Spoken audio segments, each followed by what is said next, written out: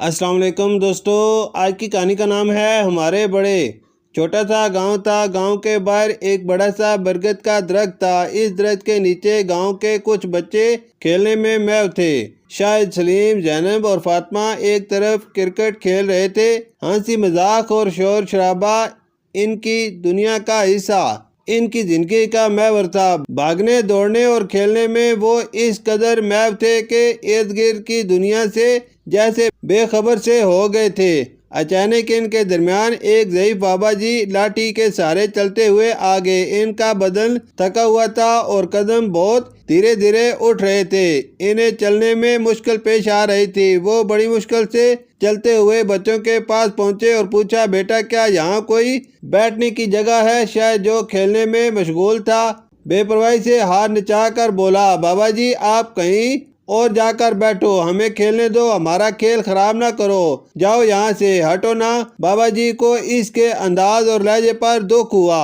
انہوں نے کچھ کہنے اور سمجھانے کی کوشش کی مگر کہہ نہ پائے، بڑبڑا کر رہ گئے۔ فاطمہ یہ سب دیکھ رہی تھی۔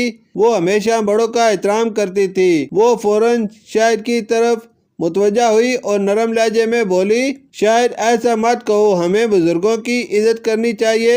زینب، جو بے حد نرم دل اور حساس تھی، قریب پڑی ہوئی چارپائی کھینچتے ہوئے بڑی نرمی سے کہنے لگی، بابا جی آپ یہاں بیٹھ جائیے۔ بابا جی کا چہرہ چمک اٹھا۔ ان کی آنکھوں میں اطمینان کا عجیب سا تاثر نمودار ہوا۔ انہوں نے مسکرا کر دعا دیتے ہوئے کہا، اللہ تمہیں خوش رکھے۔ اسی دوران شاہد کے دادا وہاں آ گئے۔ وہ دراصل گاؤں کے بزرگ ترین فرد تھے اور ان کی باتوں میں ایک خاص تاثیر ہوا کرتی تھی۔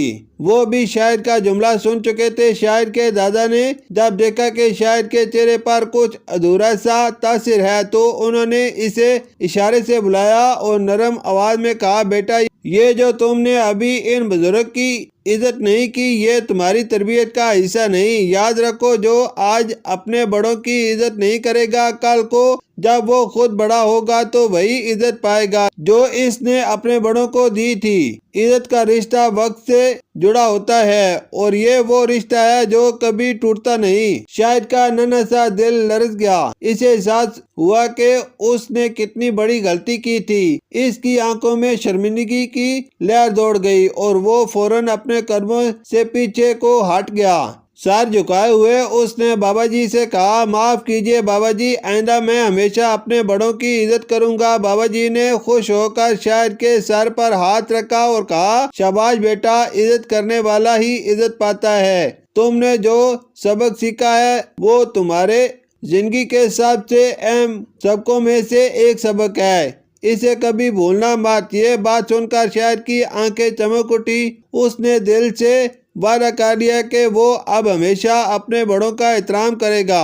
اسی دوران محلے کے دوسرے بچے بھی ان کے قریب جمع ہو گئے۔ انہوں نے بھی شاہد کی باتیں سنی اور اس کے تجربے سے سیکھا۔ زینب، جو ہمیشہ سچائی اور نیک کاموں کی ترویج کرتی تھی، بچوں کو سمجھانے لگی، ہم سب کو اپنے بڑوں کی عزت کرنی چاہیے کیونکہ وہ ہمارے لیے روشنی کی مانند ہیں جو ہمیں زندگی کے صحیح راستے پر چلنے کی ہدایت دیتے ہیں۔ فاطمہ نے آگے بڑھ کر کہا، میری امی کہتی ہیں جب ہم اپنے بڑوں کی عزت کرتے ہیں تو ہم ان سے سچی محبت بھی کرتے ہیں اور یہی محبت ہمیں کامیاب بناتی ہے۔ سب بچوں نے اس بات پر اتفاق کیا کہ وہ ہمیشہ اپنے بزرگوں کا احترام کریں گے، چاہے وہ کتنے ہی تھکے ہوئے اور ضعیف ہوں۔ یوں ایک چھوٹے سے واقعے نے بچوں کے دلوں میں بزرگوں کی عزت کا ایسا سبق ڈالا جو زندگی بھر ان کے ساتھ رہنے والا تھا۔ شکریہ۔